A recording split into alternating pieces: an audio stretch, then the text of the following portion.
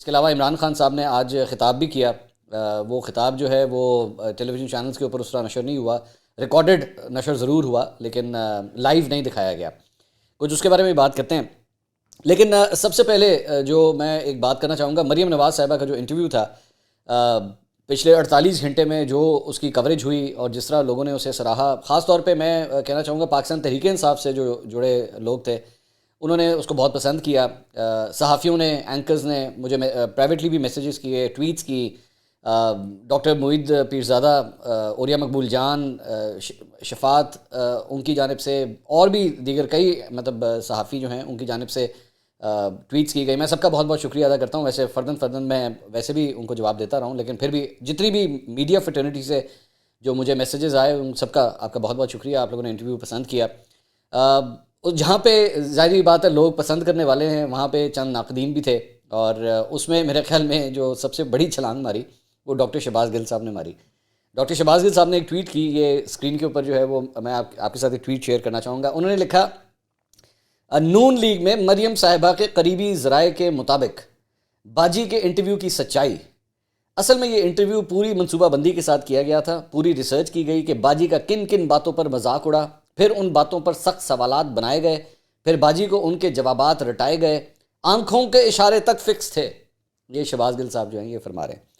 اچھا, سب سے پہلے تو میں مبارکباد دینا چاہوں گا شہباز گل صاحب کو کہ آپ نے ایسی جو بات کہی ہے اس سے آپ قابل ڈسکشن آ گئے.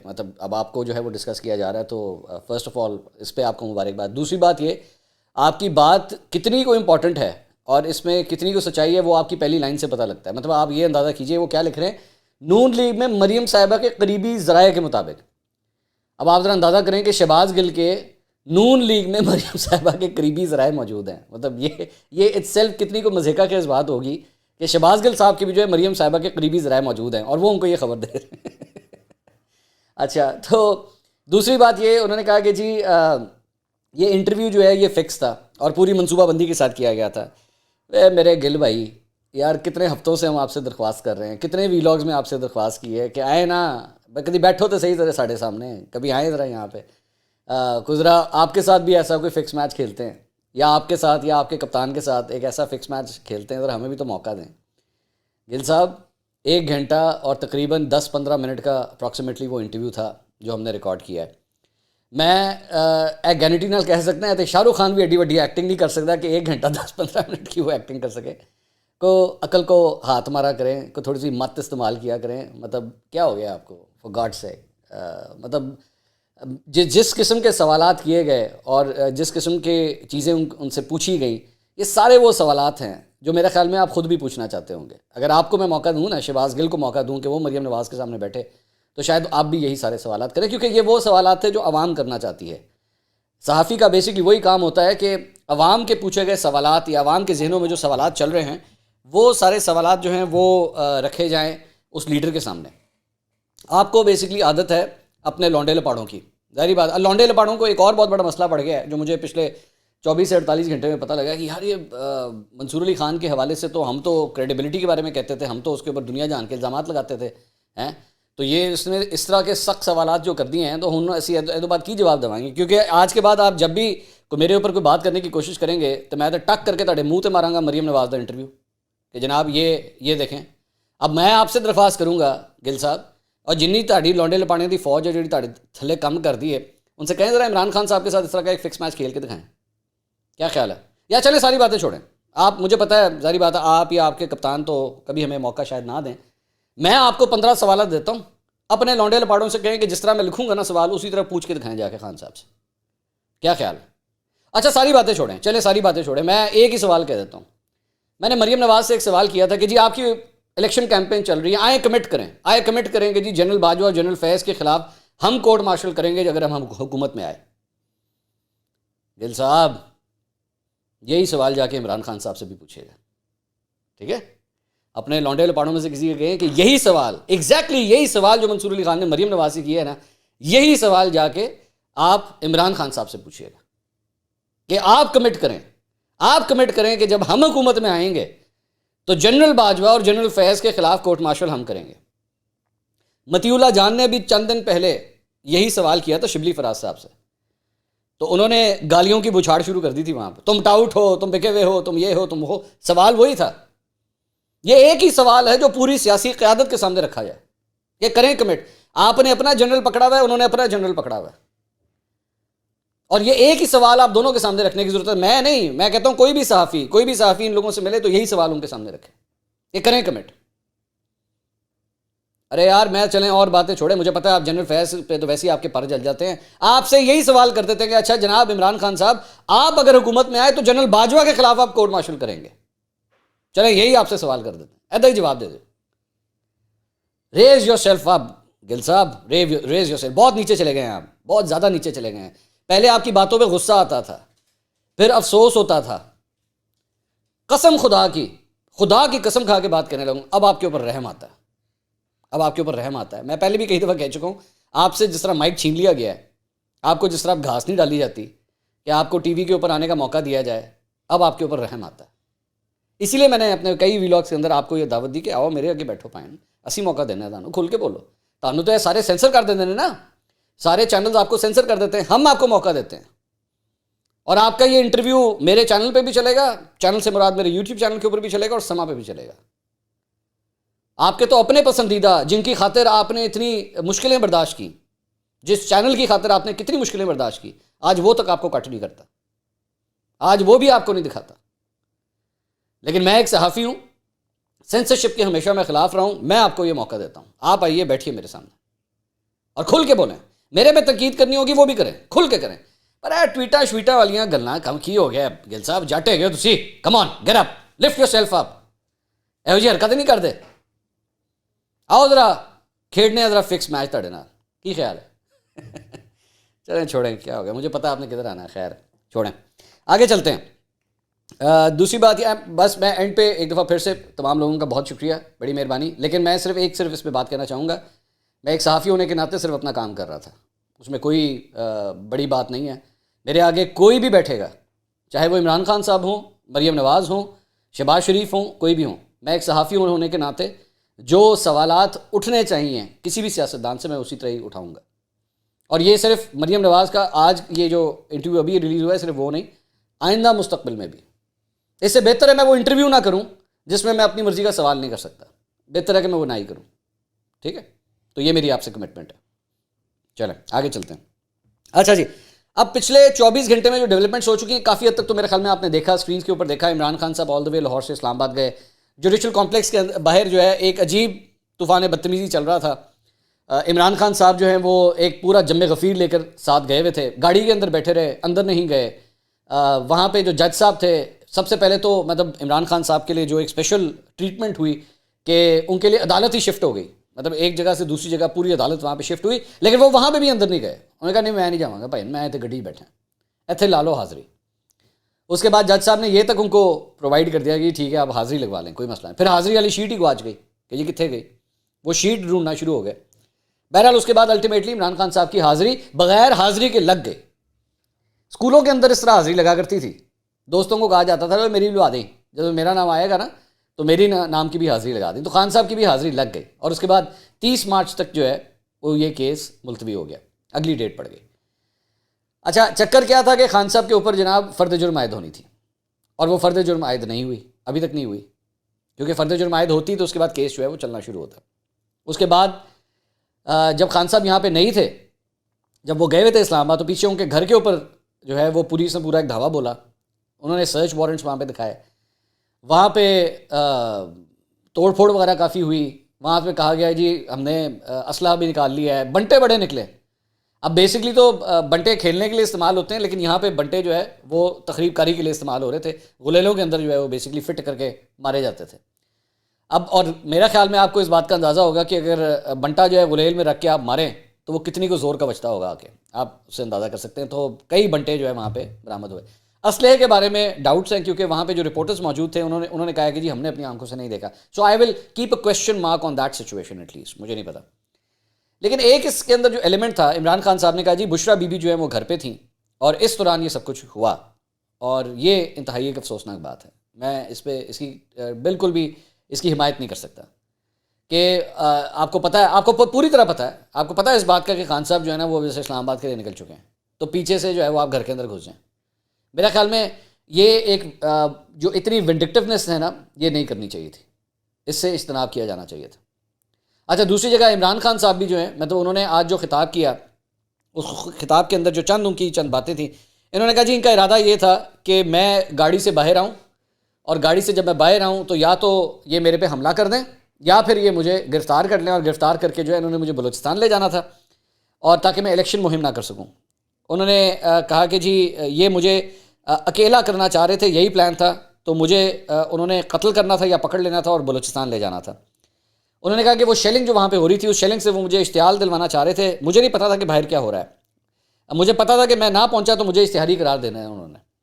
میں صرف حاضری لگانے گیا تھا، جرم مجرم نہیں تھا. مجھے نامعلوم افراد نظر آ رہے تھے، ان کی نیت قتل کی تھی. قتل کیسے کرنا تھا؟ انہوں نے ریاکشن کے اندر مجھے قتل کرنا تھا، کیونکہ خوفزدہ ہیں کہ عمران زندہ رہ گیا تو الیکشن ہار جائیں گے. کل مجھے بہت غصہ تھا، جذبات بہت تھے. کل بات کرتا تو ایسی باتیں کر جاتا جو نہیں کرنی چاہیے تھی. گھر میں پردہ دار خاتون تھی، وہ سیاست میں نہیں ہے. پولیس دیوار توڑ کر آ جائے تو آپ پر کیا گزرے گی؟ اگر آپ میں غیرت ہے تو کیا کریں؟ وہ اکیلی گھر میں ہے. اس طرح کا گھر میں داخل ہونا، کیا آرمی آفسروں سے میں پوچھتا ہوں کہ کیا گزرے گی، کہ ایک آفیسر بغیرت ہوتے ہیں، ان کو فرق نہیں پڑتا.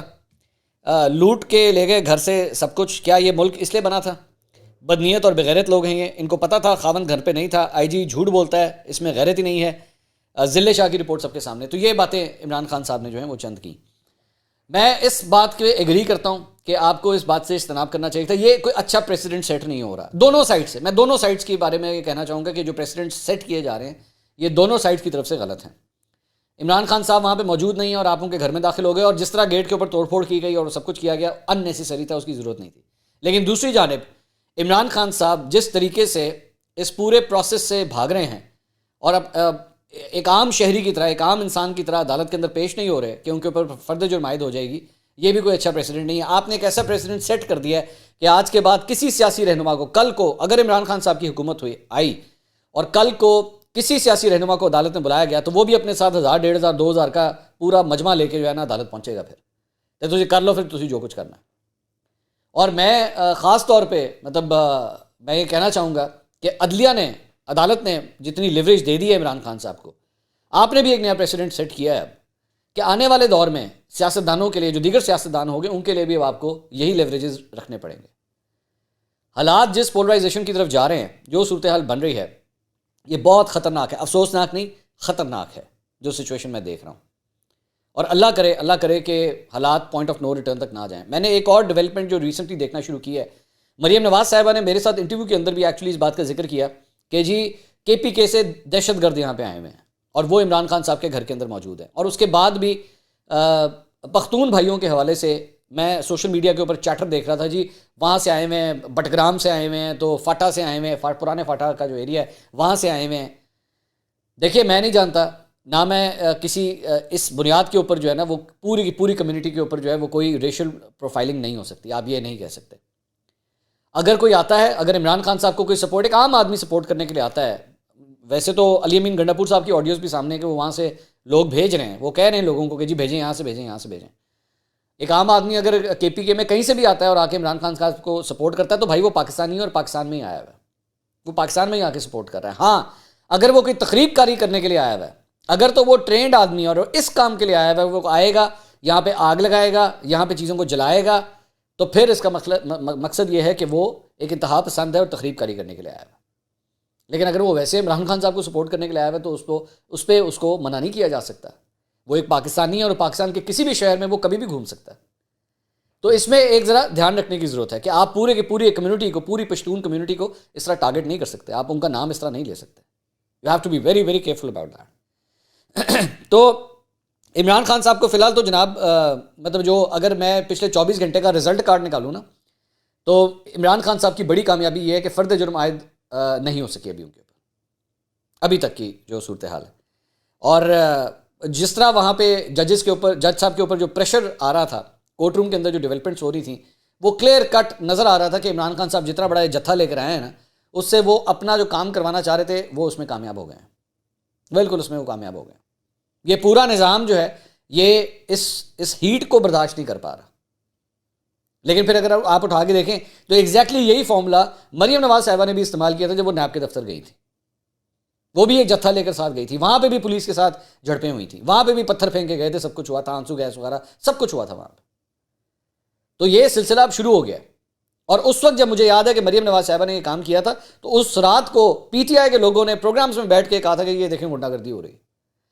ایگزیکٹلی وہی فارمولے, ایگزیکٹلی بالکل وہی فارمولے آج عمران خان صاحب استعمال کر رہے ہیں, اور آج پی ٹی آئی اس کو جسٹیفائی کر رہی ہے, اور آج نون لیگ اس کے خلاف بول رہی ہے. صرف کرسیاں بدلی ہیں, ٹیبل سے کرسیاں تبدیل ہو گئی ہیں, یہ والا شخص ادھر جا کے بیٹھ گیا, وہ والا شخص ادھر آ کے بیٹھ گیا. لیکن اس ساری چیز میں جو پس رہی ہے وہ ایک عام عوام پس رہی ہے. اس کا پرسانے حال کوئی نہیں ہے, اس کی مہنگائی سے اس کی جان چھڑانے والا کوئی نہیں ہے. آپس میں بیٹھ کے جو ہے نا وہ کبڈی کھیلی جا رہے ہیں. That's it. تو ایک یہ ڈیولپمنٹس ہے. اس کے علاوہ رانا ثناء اللہ صاحب نے جناب پاکستان تحریک انصاف کو کالعدم کروانے کے لیے ریفرنس دائر کرنے کا ایک عندیہ دیا ہے. اب فی الحال اگر آپ اٹھا کے دیکھیں تو رانا ثناء اللہ صاحب کی نا پچھلے 1.5 مہینے میں اتنی کو دھمکیاں اور دعوے جو ہیں نا وہ آپ اکٹھے کر سکتے ہیں, پوری پوٹلی بن جاتی ہیں ان چیزوں کی. لیکن ایسا ہوتا کچھ نہیں ہے, وہ ہوائی باتیں ہیں, اس کے اندر کوئی پریکٹیکلٹی مجھے نظر نہیں آتی. سٹارٹنگ فرام وہ توشہ خانہ کیس تب سے لے کر اب تک صرف اور صرف دعوے اور ہیں اس قسم کے, اور کچھ نہیں ہے. مطلب آپ اٹھا کے دیکھ لیں, جب عمران خان صاحب کے حوالے سے کوئی ڈیولپمنٹ ہوتی ہے تو اس سے پہلے وہ بیٹھتے ہیں, آگے کہتے ہیں کہ جناب آپ دیکھ لیجیے گا, ہم ان کو گرفتار کر لیں گے, ہم ان کو گرفتار کر لیں گے. وہ گرفتاری نہیں ہو پا رہی, ان سے نہیں ہو پا رہی. سو اس لیے میں اس بات کو سیریسلی نہیں لوں گا. اس کے علاوہ عظمہ بخاری صاحبہ کا ایک ٹویٹ سامنے آیا ہے, یہ بڑا امپورٹنٹ ہے.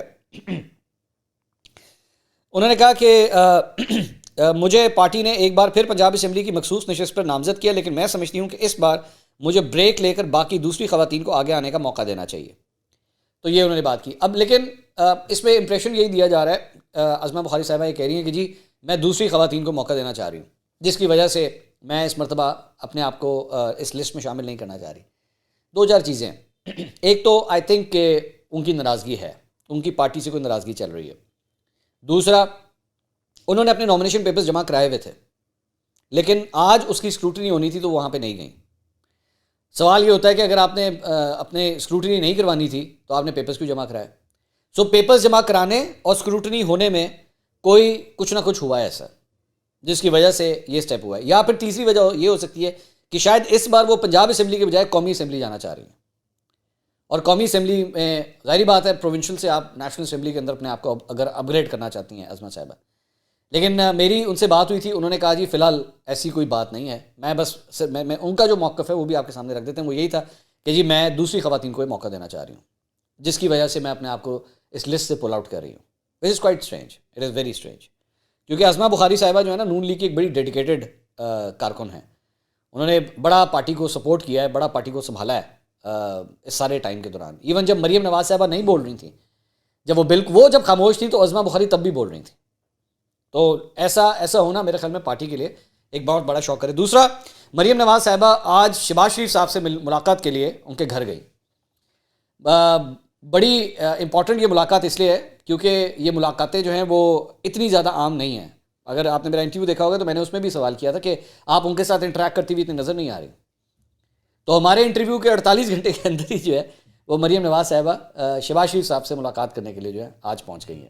اب شاید اس کی یہ بھی ریزن ہے کہ پنجاب کی چونکہ الیکشن ہونے والے ہیں تو اس میں ٹکٹس کی ڈسٹریبیوشن کے حوالے سے میرے خیال میں چیزیں فائنلائز کرنے کے لیے بھی یہ ملاقاتیں ہو رہی ہیں.